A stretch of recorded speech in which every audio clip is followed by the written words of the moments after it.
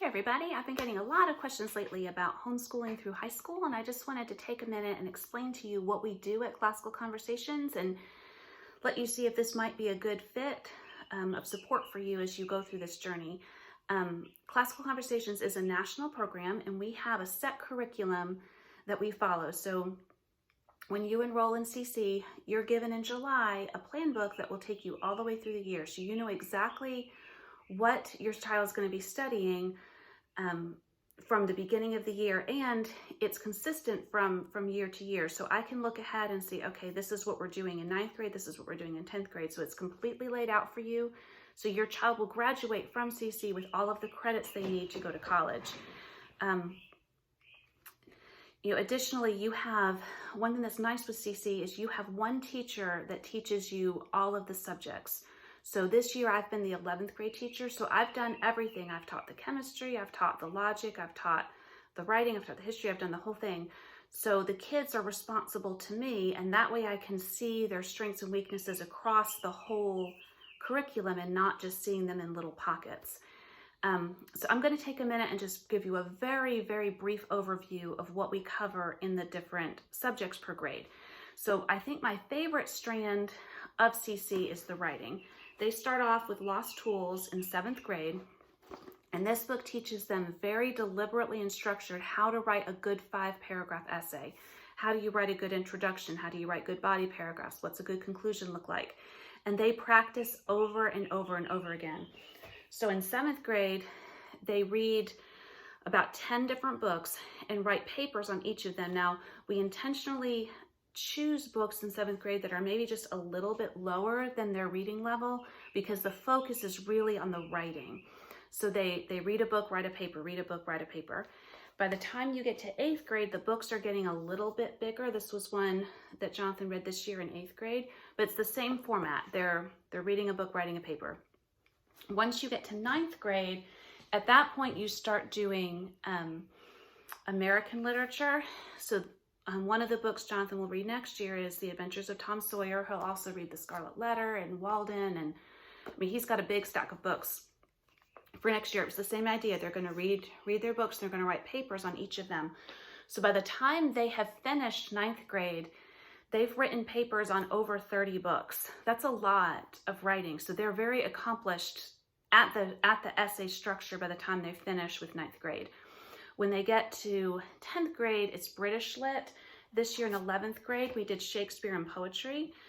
And by 11th grade, their writing has become longer. When they wrote their papers in response to the Shakespeare plays, the papers had to be 1,000 words. So that's, roughly a 3.5 to 4-page paper. So now you're getting beyond the 5-paragraph structure and you're stretching it out. And then 12th grade, they study ancient literature, which is like, your Homer. Another strand that I really enjoy is their history strand. They start off in 7th grade learning to draw the world. This is actually something that Lindsay's been working on this year. This is her Western Europe. And then she also, she practiced all the continents, but I really like this one. This was her Africa. And their final in 7th grade is they're given a blank sheet of paper and they're told to draw the whole world. And you think, well, they can't possibly do that. But actually they can. When Lindsay drew those, she was looking at something and copying it. But by the time she's done with 7th grade, she'll be able to take a piece of paper and literally draw that. And then once they get to 8th grade, they study American heroes and they work on what's called a mock trial, where they put on, it's their first big practice debate. They have to do a lot of research and they learn a lot about the legal system. In 9th grade, they do American government. 10th grade is Western culture. What I did this year in 11th grade, we studied American history. And then in 12th grade is world history. Another subject that we cover is science. In 7th grade, it's primarily research-based. They study life science. They do a science fair project. They write a lot of papers. They research different plants and animals and body systems. They write a lot of papers on those. In 8th grade, they research famous scientists. And they get an introduction to chemistry. 9th grade, they start in with more traditional textbooks, and they do physical science 9th, biology 10th, chemistry 11th, and then physics in 12th. And We use Apologia. This was the chemistry book I used this year, and it's a very user-friendly kind of book. It explains it really well, and there's so many videos online to help support the whole process. And when we get together for class time, we do our labs. And I should have said earlier that we meet for class 1 day a week. So they're in class all day. Our campus meets Monday. They're in class all day Monday, and then they work on their papers and reading and whatever throughout the week, but they can talk to their teacher throughout the week if they need help. For math, they encourage you to use Saxon. Math tends to be more conversation-based and less instruction-based, but there's a lot of resources that I can share with you to help you with your math journey if you want more information on that. The two things that really set classical education apart is, one, we study Latin. So they start with Latin 1 in 7th, 8th, and 9th grade. And then this book I'm holding now, this is the 10th grade book for Latin 2.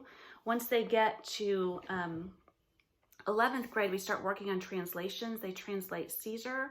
And then in 12th grade, they translate Virgil, and they translate parts of the Latin Vulgate. And then another thing that's a little different is we do logic. So 7th, 8th, and 9th grade, well, and even 10th does logic. This is one of the books that Jonathan used this year. Logic teaches you how to analyze arguments. So if someone says, I don't believe this because the guy who taught this is, a bad person or whatever, they're attacking the person and not the argument. So it teaches you how to analyze situations and draw conclusions based on reasonable thinking and not just reacting to your emotions. Once they get to 11th grade, we do music theory and philosophy. And then 12th grade, they actually study theology. And again, all of this is laid out that you can look at their catalog or go on their website, and you can see how it's all planned out just beautifully from beginning to end.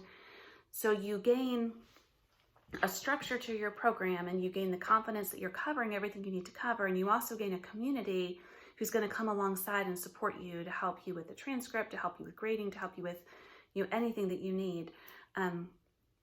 It's really been a beautiful program. It's been a big blessing to our family. And if you have any questions, I would love to hear from you.